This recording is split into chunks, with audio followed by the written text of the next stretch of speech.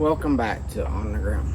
So, on this part 2 episode of On the Ground, I want to mention something that I didn't mention yesterday or in my previous video. There's a few things, but I didn't give credit or commend the salesman or the dealership that I worked through or purchases from. First of all, the dealership is right north in Sheboygan, Wisconsin. They sell Honda, Can-Am, Yamaha. As far as ATVs go, they sell scooters and some boats and boat engines and outboards and a variety of different things. So you can check them out if you're in Wisconsin or nearby and you're looking for a dealership. You might want to give them consideration, and I'll explain one of the reasons why. If you went and purchased, and whether it's a vehicle or a boat or ATV or motorcycle, whatever, you know the experience. Some salesmen will hassle you about extended warranties, different types of coverage, and etc., etc. And maybe they'll try to sell you another machine that you're not interested in, or try to get you to purchase a certain one that you're not interested in. I didn't really, Tom is a salesman thing, so if you get involved with him, maybe you can contact him if you're just looking or interested, and maybe he can help you, because he did not hassle me. I mean, yeah, he mentioned some of their extended warranty coverages, something he's pretty much has to ask as part of his job. We understand that they're in to make profits, and when you're trying to purchase a machine, they need to make a profit. That's their job. It's their source of income. There's plenty of dirty salesmen out there, and I'm not going to get into that too much. But they need to make a profit. They purchase the unit for a certain price, and they need to charge for documentation fees and setup fees, and that varies from dealership to dealership and any other things. But I was not hassled by the salesman there, or any of the people I talked to. They're very friendly, very nice. They did go over with me the kind of coverages they offered. Pretty pricey, but he did not hassle me about it. He went over it with me, but he didn't press, in any way, try to pressure me into buying it. They offered me a good deal, or I was given a good deal on the machine, I thought. It was just manufactured last month. It's August. It was manufactured in July, and it's a 2025 and 2024.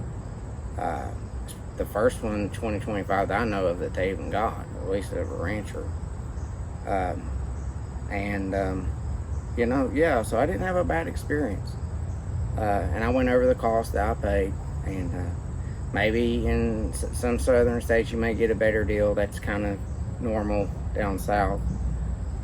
Back in 2004, I purchased the Honda Rancher 350 electric shift. Out the door was at like $3,800, but that was 20 years ago. It doesn't seem like it was that long ago, but it was 20 years ago. And I paid cash, and it was like a leftover model. So loaded up my truck, took it with me that day. But yeah, I just wanted to mention that. Not sponsored, nothing of that nature, by the dealership here in Sheboygan. Initially, I thought they were asking way too much for a number of their machines, but that was not my experience when I went there to actually do business with them. I had spoken with other dealerships back in 2023. There was a dealership in Wisconsin, Benesky or something, in Richland Center, Wisconsin.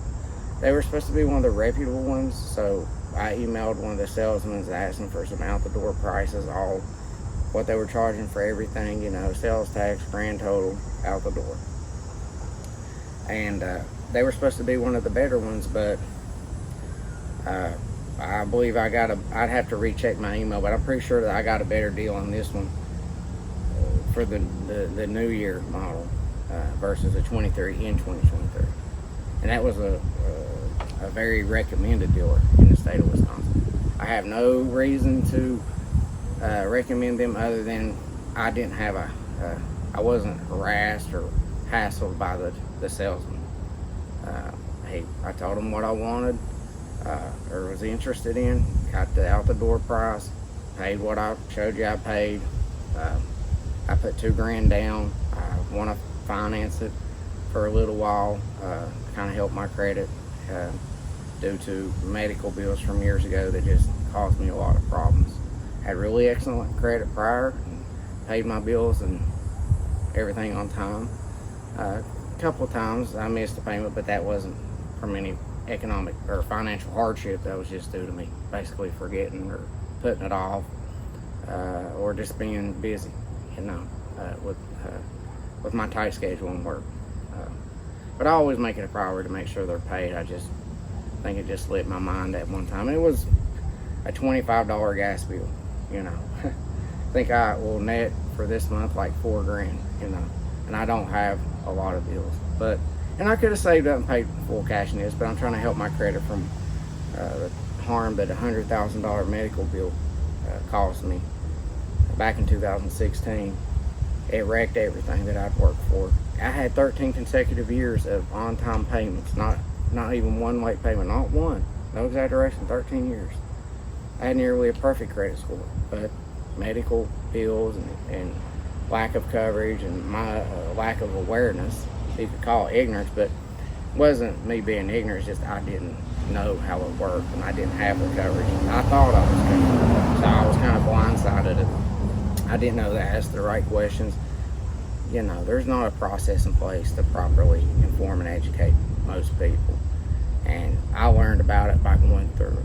And had I known that it was the way it was, I would have never allowed that to happen to myself like I do now. But I didn't know that could happen, and no one ever explained it to me. And some people might say, well, that's your responsibility. You got to make me understand my position and what my obligations are in order for me to show myself responsible. You can't expect me to know that and just get curious and Google it or something.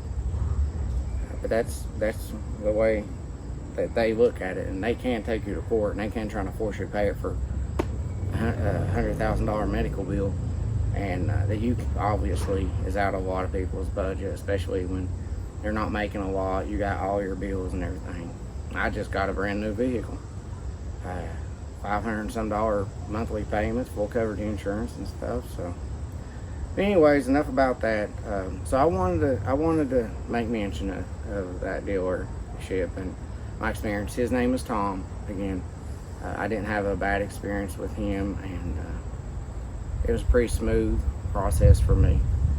And I've been hassled and harassed, and I don't know if harassment may be too strong a word, but just frustrating when you're just looking and trying to make an assessment of what you're interested in. A lot of people, But anyway, next thing, I'll put in the title.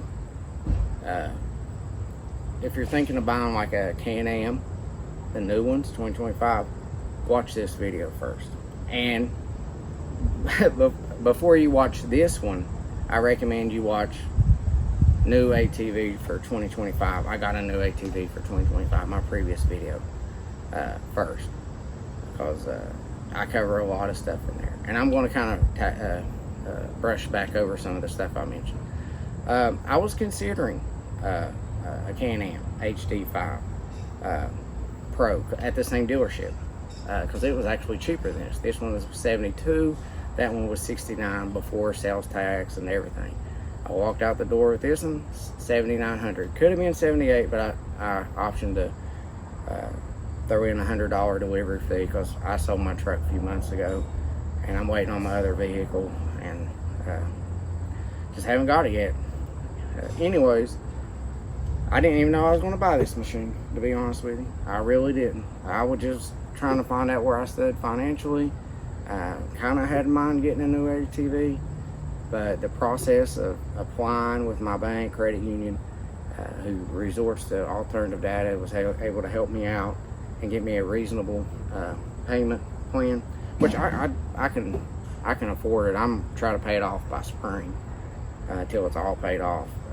I only owe like $5,900. I can make like $1,000 to $1,500 monthly payments till it's paid off.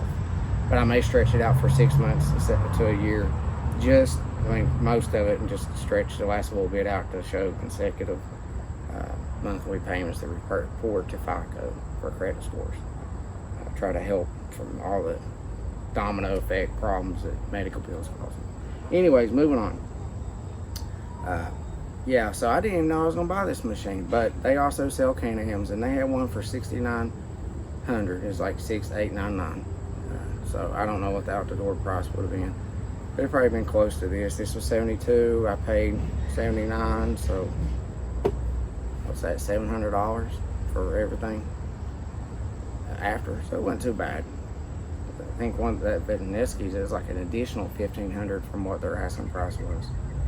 So I was like half of that. And I didn't option for their extended warranties, at least not now. That I will have to look at and evaluate further. I do a lot of my own maintenance. If you watch my other video, you know I tuned that one up. Didn't rebuild it, just tuned it up, serviced it and stuff. And I know how to do that stuff, but I don't mind to help out a dealer as long as they're honest with me, transparent with me, and what they think they really need to try to make, and they're not trying to get as much out of me as they can, which is not uncommon for him. But he didn't hassle me. He just went over the stuff, which he's probably obligated to do, but he didn't press the issue. I had a good experience. So anyway, to the Can-Am topic. So I was considering the new Can-Am Outlander and Outlander Pro when they initially came out. I thought they were good looking machines, looked like they made some improvements over the previous models, and so I was contemplating optioning for that. But they were a new model, and I already understood, you know, we need to give them some time, a year or 2, 3 years, to see what all issues are, because they're a new model. Even if it was a new Honda, it's kind of prudent to just wait, let it be out for a while so they can address any potential recalls, things of that nature. So if you're considering one, I'd still advise you to do that, but you may not option to buy it after watching this video in my previous one. Okay, and I'm going to make a reference to another guy that has a YouTube channel.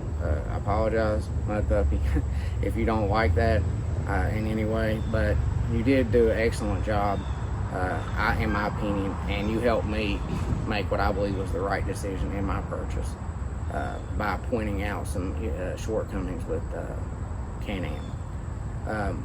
So I would recommend my viewers to go and watch Mud Puppy's videos on his initial overview and review of the Can-Am Outlander 700 XMR. I think it's 2023, maybe. Paid $12 grand for that, and he has a lot of videos, and he's pretty knowledgeable about Hondas and Can-Ams and things of that nature. He's a mudder. I don't really mud, but I don't have anything really against those that do.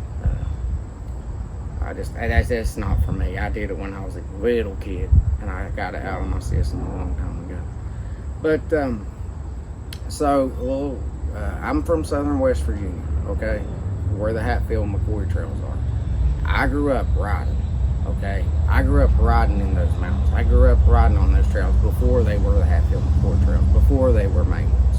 Not to boast, but I just grew up. That was a way of life. That was just something we did as kids with my dad and my brothers and friends. You know, that was something we did ever since I was little old kid with a big old helmet riding LT80.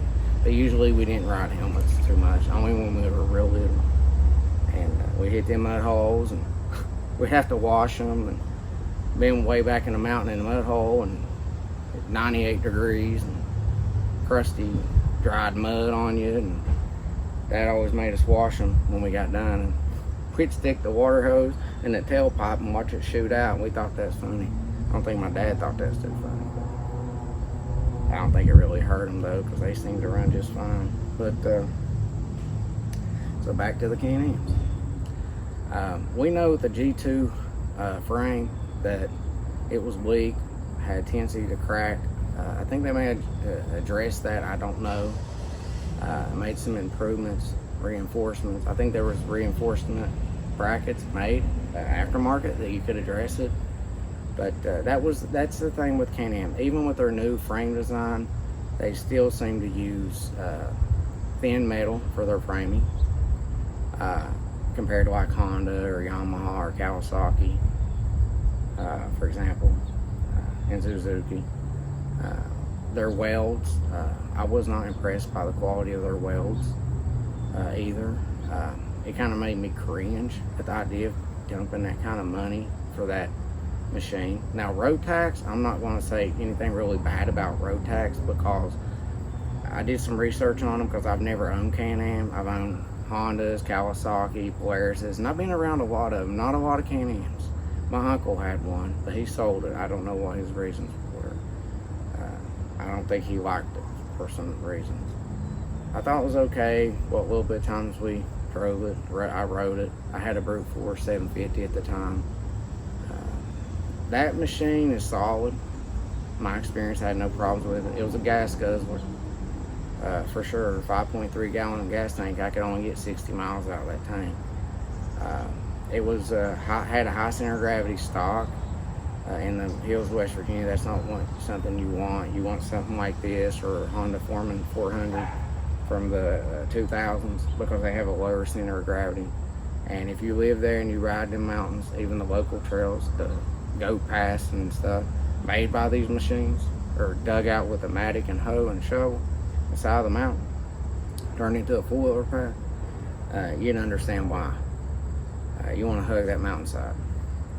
But it don't matter ground clearance if it's you don't want to roll over, because if you're on top of the mountain or near the top and it rolls, it's pretty much going to roll down that mountain until it hits a tree.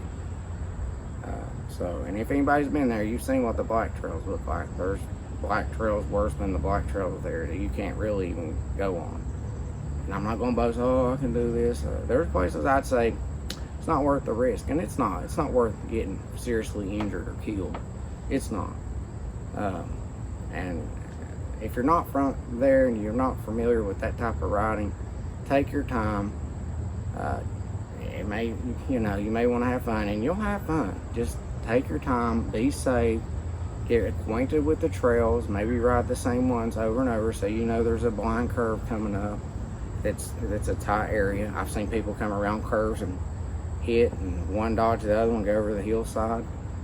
People's been killed on those trails now, and I don't want people to get hurt or killed. It's not worth it. Oh, I can make that hill, up that mountain, that hillside, that rock climb. Here, hold my beer. No, buddy. You're just asking to get hurt and total your machine. Trust me. That machine right there, whatever it may be riding, it's not suited for that. You might make it, but you might not make it. And it's, So just take my advice. Even locals will tell you just be careful. You should be okay probably on most of the trails. The black trails use their better judgment. They're not always the same. Maybe one year they're good, the next year you can't go up through there unless they've been maintenance. Now they say, I haven't been in West Virginia in some years. The Hatfield McCoy trails were just getting started when I was there, and but there's plenty of trails that aren't Hatfield McCoy trails. But those used to be just logging roads, all mining roads and asphalt roads. And we rode on them before they started converting them to Hatfield McCoy trails. They need to bring in revenue in the region, which is one of the reasons why I live all the way up in Wisconsin. But back to Can-Am. Okay, so the frame issues, the thin metal, that's one issue. It's hard to, Can-Am cuts corners. They put nice motors in them. Horsepower, reasonable quality, not knocking on the Rotax. But what good is that kind of horsepower and that kind of engine if the frame, the chassis, the suspension isn't really on par with the engine itself. That's another thing. That engine is going to drive riders to hit that throttle, hit them mud holes or them XMRs, or see what the top end is and stuff.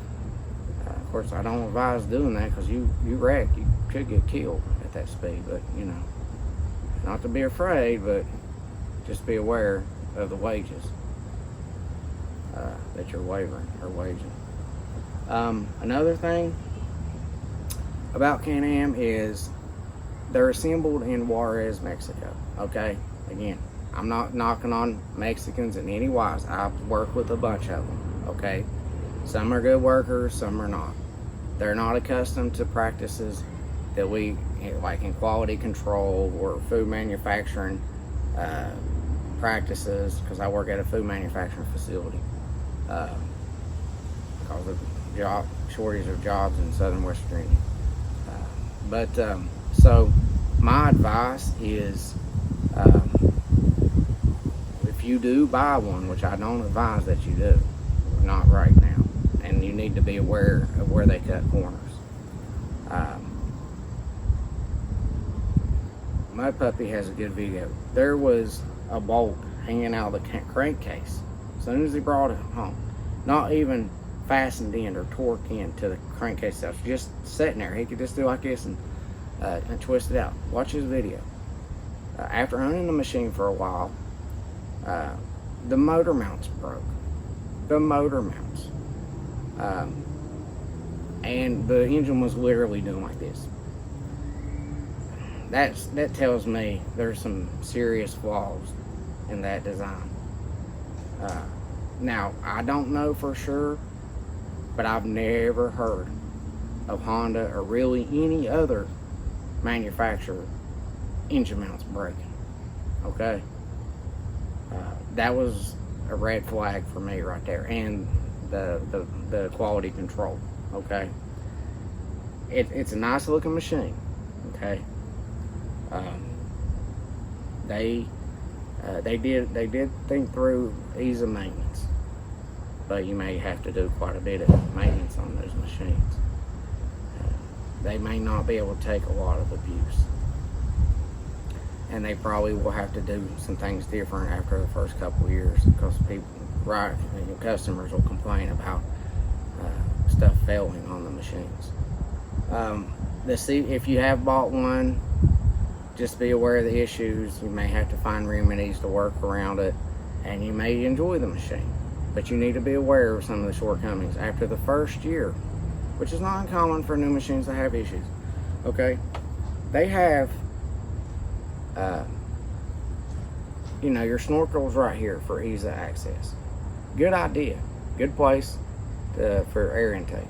Okay, suggests that you could ride up to that without compromising critical components. Okay, but not Mud Puppy.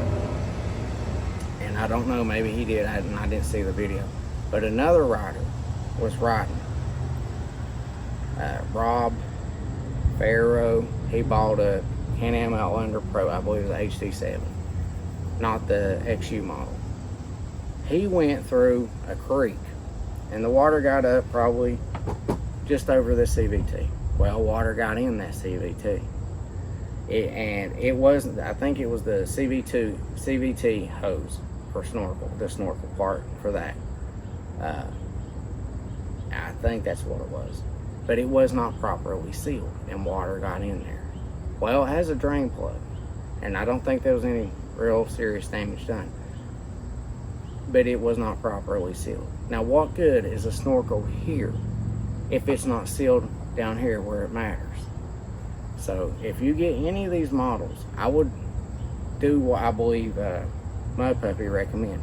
Look the machine over. You shouldn't have to do it, but if you've already bought one, look it over. I mean, if you have to take the plastics off, I know. I got them off of this one, but that's just so I can service it easier. Nothing really wrong with it. It's a good machine for what it is. For 28 years old, that's a solid machine. But anyways, I mean, you really stop and think, 28 years, that thing's still tough. And it's being used on the farm. That's where I got it. It's a 96, but I'm not going to talk about that too much. But, you know, you shouldn't have to do that on a brand new machine, okay? It just come out. This Honda Rancher that I optioned to buy, 2025 model, just manufactured last month, come off assembly line. It's that old. Good deal. I got. Anyways, this model design has pretty much been out since 2014. There's been hundreds of thousands of miles put on these machines between multiple riders. We know where the issues are. Okay, they've been out. They've been time tested. They're reliable. They're durable. We know where the issues are, such as maybe the front wheel bearings may go bad at a certain point. And I'm sure mudding contributes to that.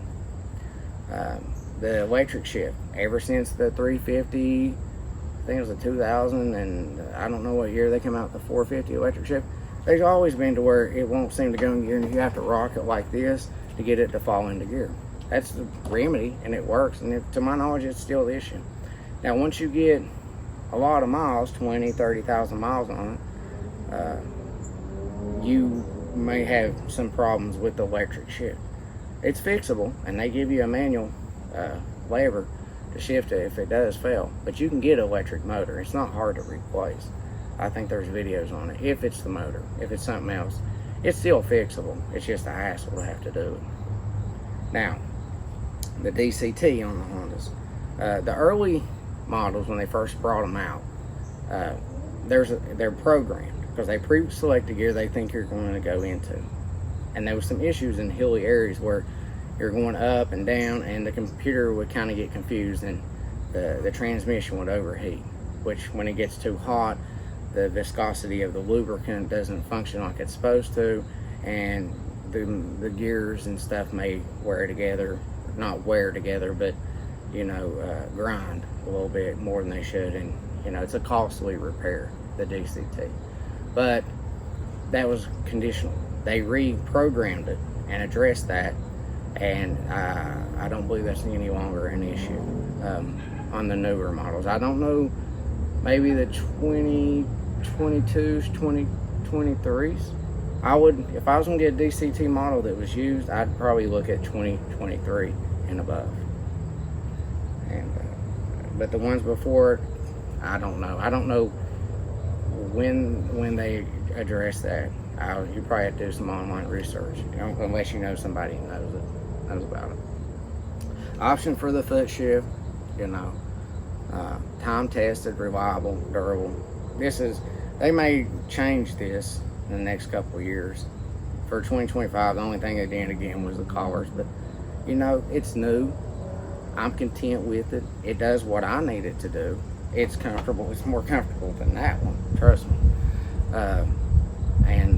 I like it. I'm satisfied with my purchase. I haven't really put any miles on it. I'm still waiting for the registration, because in Wisconsin you have to go through that process before you can go on the trails. And if you're born after a certain day, you have to take a safety course. I have 30 years experience, but so you know, I mean, maybe you want the horsepower and you want to go fast and you're a motor, hey, but just be aware that you're going to probably have some issues with that machine being the first couple of years. If anything, you know, maybe you want one now, I understand, but just be aware. And if you're considering another machine, I might advise you to go elsewhere. You know, one of the Japanese manufacturers, Yamaha Grizzly, Kodiak, a Honda, King Quad, Brute Force, the 750, because the Brute Force 300 is by Kimco, and they're not bad. I don't know if that's Japanese or South Korea, can't remember, but they're not really bad to my knowledge. I don't know they're quite on the level of Japanese manufacturers, but Japanese are pretty solid machines. They should be reliable for years to come. But anyways, I just don't advise Polaris or Can-Am. They're the more expensive machines. They have some of the latest technologies and innovations, but it comes at a cost sometimes. It's not reliable, and they haven't worked out the issues with them. But anyway, Japanese engineering, Toyota, Honda, and so on, should be aware of that. But a hard-working man doesn't want to pay that kind of money and have to fix a brand new machine or take it back to the dealership while it's still under warranty and constantly have it fixed. And he may get a few years out of it before you start seeing more areas where they cut corners. It won't likely be the engine, but the electrical system, that seems to be a common problem for people who like the mud. The electrical systems seem to have issues more so with people that expose them to water, which water and electricity don't always mix. But I have seen plenty of Hondas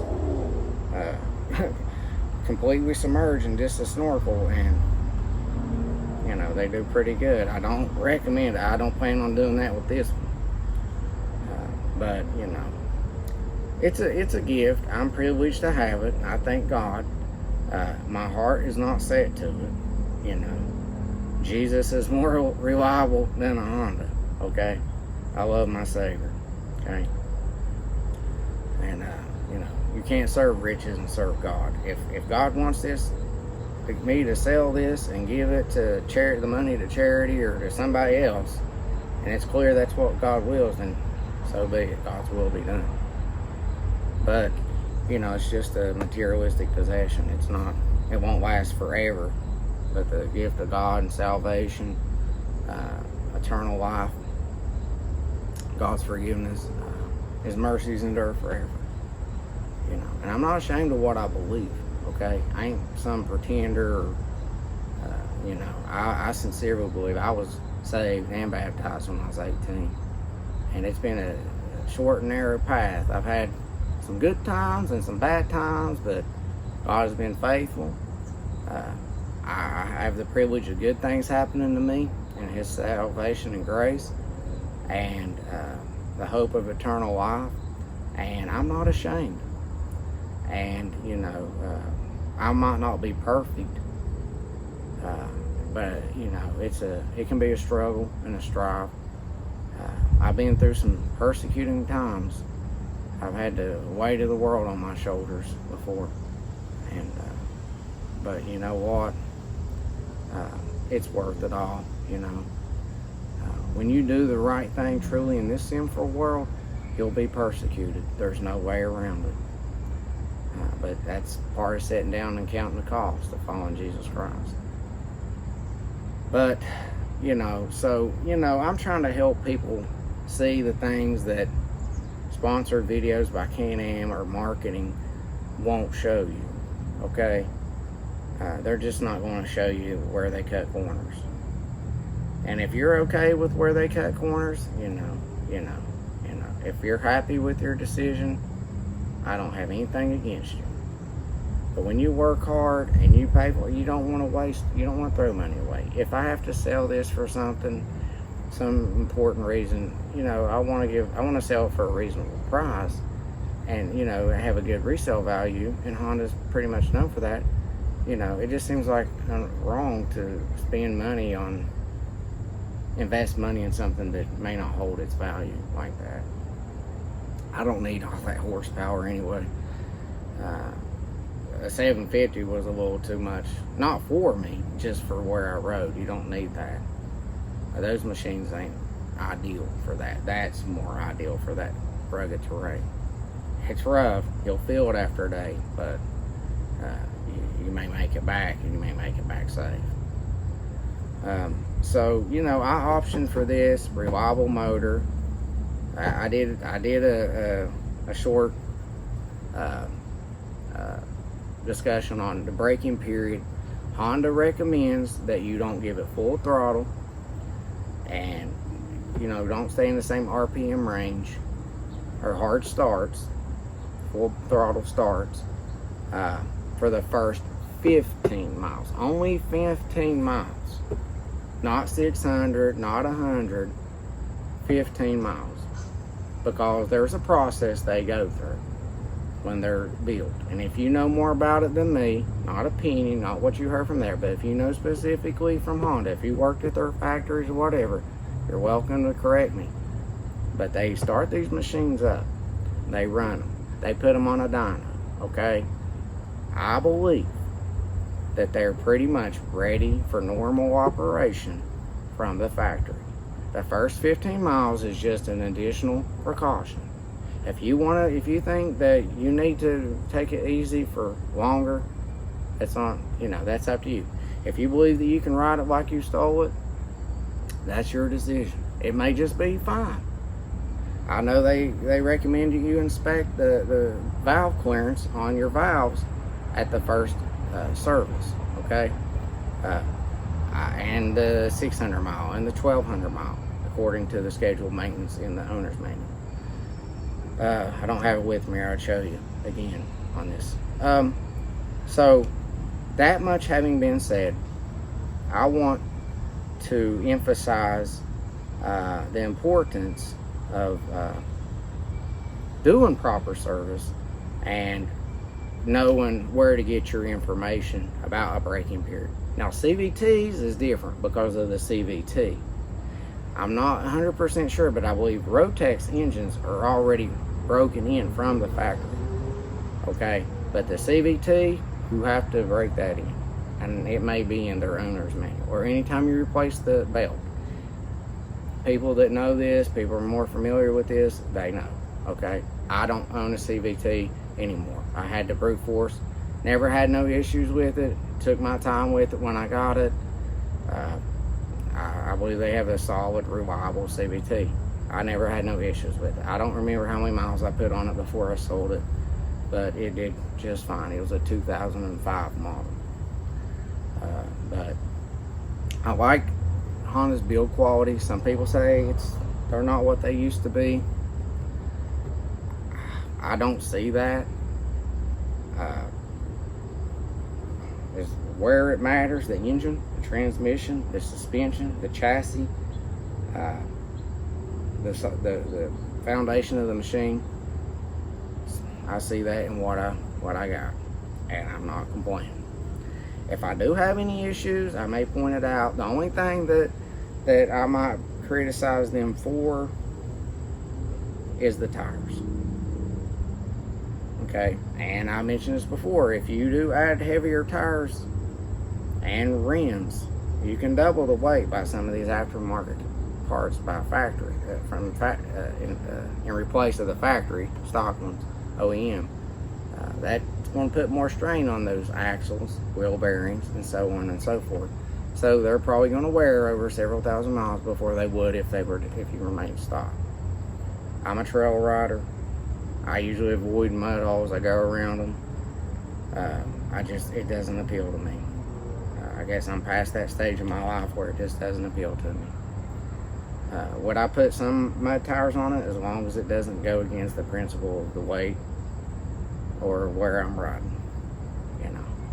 So I haven't decided on what tires I might replace these with, but if I do, because of the weakness to the sidewall, I may do a video on that and why I should have chosen it. I pretty much like it stock for the most part. For me, it's pretty good as is.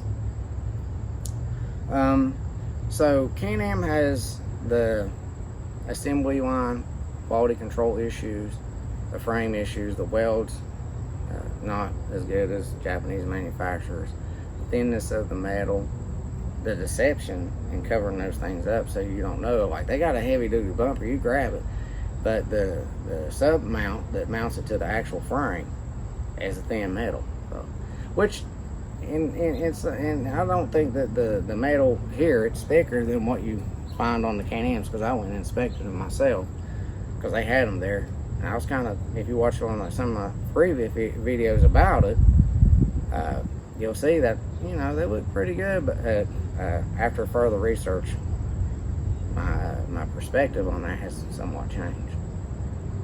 And let's see, what else did I want to mention? From years of experience and learning from people from years of experience, buying a machine that's been out for a while is a wiser way to go. Okay? Unless they change something in a model year, sometimes they do that. Not necessarily Honda, but some manufacturers do that. They stay the same, you know what you're getting.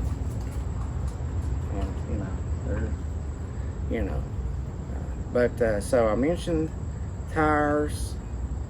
There's other accessories. I might put a winch and the mounting kit and wiring for that. Maybe the 12-volt socket here. Maybe heated grips because it's in Wisconsin. A snowmobile helmet. Hippo hands. That's something I recently come across. You might want to check out their mittens. If you're riding cold climates, those hippo hands, they have a few different variations of it depending on how warm you want them. They're just mittens. They're a little expensive, but they look pretty good. You can put them on ATVs, you can put them on motorcycles. Go check them out. They're pretty neat if you don't know about them. Consider the windshield, but I don't know if I'll get a windshield. That's for just winter riding.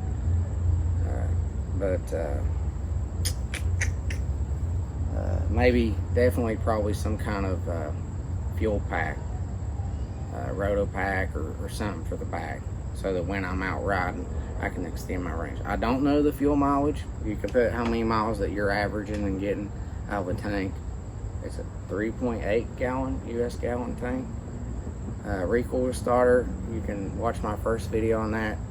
I talk about that and what you need to do if you put one on it, because of what can happen if you don't do what I say about properly sealing it, silicone, Honda Bond, because there's a seal in there and water can get in through the recoil cover.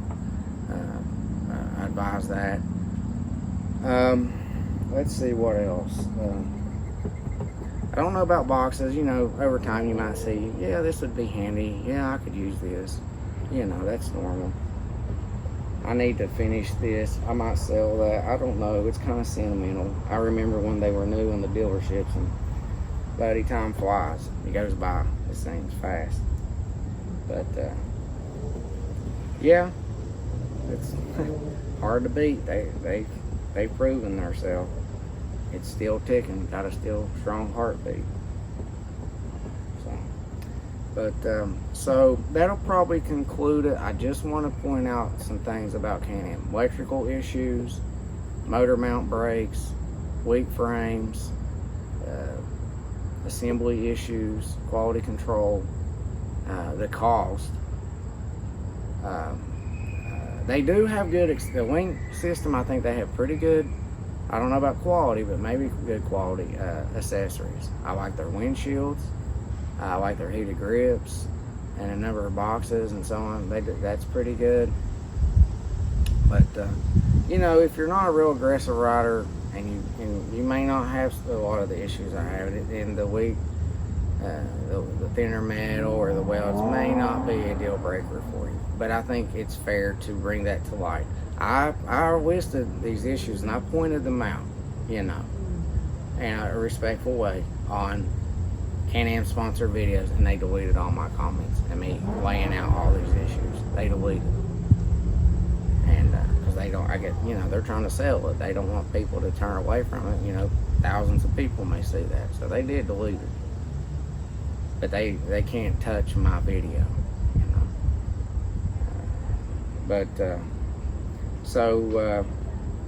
any questions, anything you'd like to add, any issues of Honda, you're welcome to do so. I don't have any problems with that. But I've seen Hondas, I know of Hondas that had 2004 and 181,000 kilometers, which is 112,000 miles, if I remember correctly.